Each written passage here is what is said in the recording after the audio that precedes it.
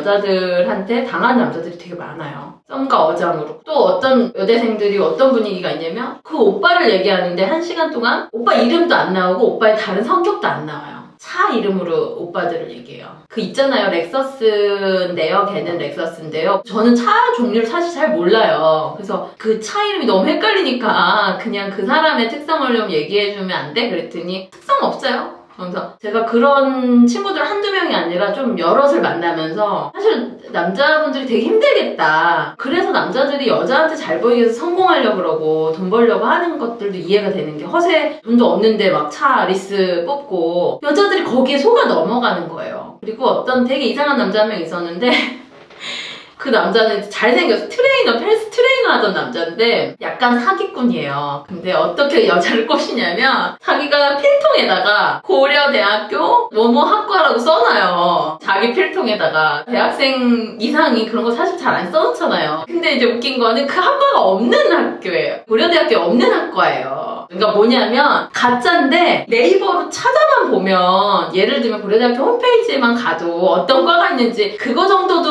연구를 안 하고 이 머리가 든 게 없는 남자였는데 그거에 여자애들이 10명씩 속아 넘어가요. 그래가지고 오빠 고대 다니는 오빠 이러면서 그날 당일날 원나잇 하고 그러니까 여러분 정신 똑바로 차리세요. 이게 의뢰 연애가 되기 싫다. 난 의뢰 연애가 되기 싫다라고만 하지 말고 사기꾼이 존재하는 건 속는 사람이 있기 때문이에요. 그 사람을 이렇게 볼 일이 있었는데 이 학교에 이 학과 없는데 내가 이랬어요. 그랬더니 얼굴이 여기서부터 막 그냥 그 불타는 고구마가 되더라고요. 그러더니 너무 쪽팔리대요. 그래서 앞으로 그렇게 살지 마요. 그리고 당신한테 넘어간 사람들은 수준 이하예요. 미안하지만 그걸로 넘어가고 차로 넘어가고 물론 우리가 좋은 차 타는 사람을 저 사람 돈이 있으니까 저 정도가 되겠지. 그래 저 사람은 와 저게 건물이래. 와 누구든 혹할 수 있는 게 인간이에요. 하지만 자존감이 있고 매력 있는 사람들은 그걸 메인에 던지지 않아요. 사실 연애의 가장 좋은 점은 자기 존재를 알아봐주고 존재를 사랑받고 존재에 대해서 관심을 갖고 궁금해하고 이런 아주 놀라운 경험인데 지금 그것들을 할 여력도 없고 그걸 하지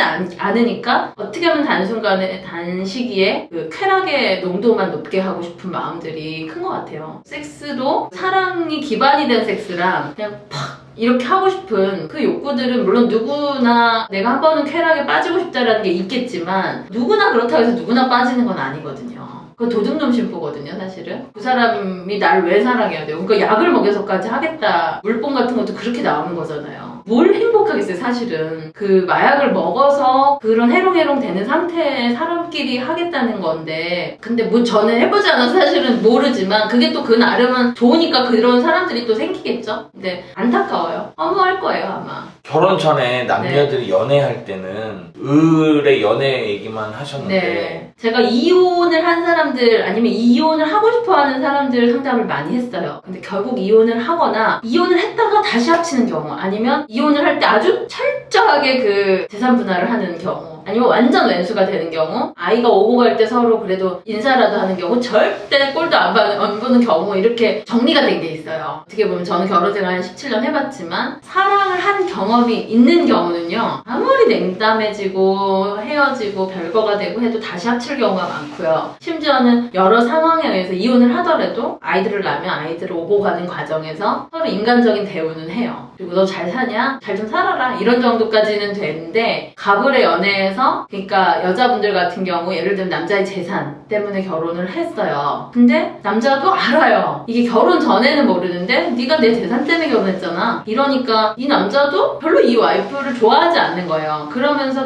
한마디로 정서와 애정에 대한 게 좀 적은 경우에는 결국은 이혼할 때 아주 왼수가 돼요. 그리고 아주 탈탈 털어가지고 서로 100원도 손해 안 보려는. 그러니까 우리 여러분 동업도 똑같아요. 내가 5천만 원 손해 놔도 아니면 100만 원 손해 놔도 내가 쟤는 잘 됐으면 좋겠어. 쟤도 오죽하면 저러겠냐. 아 됐어 그냥 야 너 가져. 그러면요 나중에 고맙다 야 친구야. 몇 년 전에 그래도 네가 나 그 정도 살려줘서 내가 지금 다시 재기했어 이러잖아요. 근데 서로 이용하려고 시작했던 관계는 끝날 때 완전히 나오거든요. 그래서 의뢰 연애를 지금 여러분이 하고 있다면 아니면 의뢰 연애를 하는 것이 너무 속상하다면 지금 그 사람이 인연이 아닐 확률이 높아요. 그렇다고 그 사람과 바로 헤어지는 것이 답이냐? 아니요 저는 의뢰 연애 가배 연애가 아닌 다른 차원으로 가야 된다.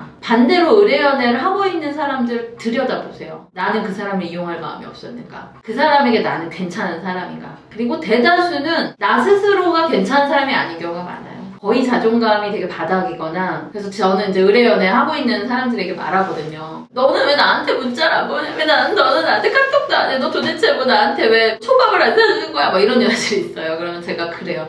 지금 모모 씨가 본인을 위해 초밥을 사세요. 초밥을 사서 먹으세요. 그리고 모모 씨가 자기를 위해서 편지를 쓰고 자기한테 따뜻한 말을 좀 해주세요. 그리고 나한테 따뜻한 말 해주는 사람을 만나세요. 지금 나에게 갑이 된 저 남친이 알 거예요. 내가 쟤를 왜 이렇게 함부로 대했지? 참 멋진 애인데. 그러니까 자존감에 저는 문제라 생각하거든요. 그래서 갑이 되는 사람들 행복하지도 않아요. 그래서 마지막 솔루션은 나 좋다는 사람, 내 마음에서 좋아하는 사람 만나세요. 여러분이 그렇게 끙끙끙끙 나 근데 이 사람 좋아해요. 좋아해서 슬픈 거예요. 막 이러는데 그렇게 본인을 자꾸 괴롭히고 있는 사람 중에 예전에 좋아했던 경험이 있을지라도 지금은 안 좋아하고 있을 수 있어요. 서로.